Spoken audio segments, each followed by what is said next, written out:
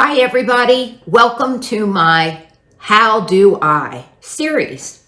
So, the common questions that we get are how do I do a certain thing? So, the first how do I is how do I make it easier for my family when I pass away? Well, clearly, in most people's situation, but it is a personal evaluation that needs to be made.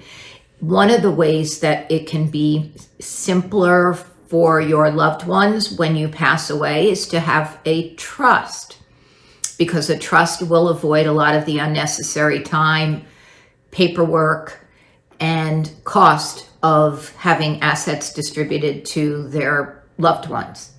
So it definitely makes things easier if you have a trust to do that. So that's the first in my How Do I series. Stay tuned for more.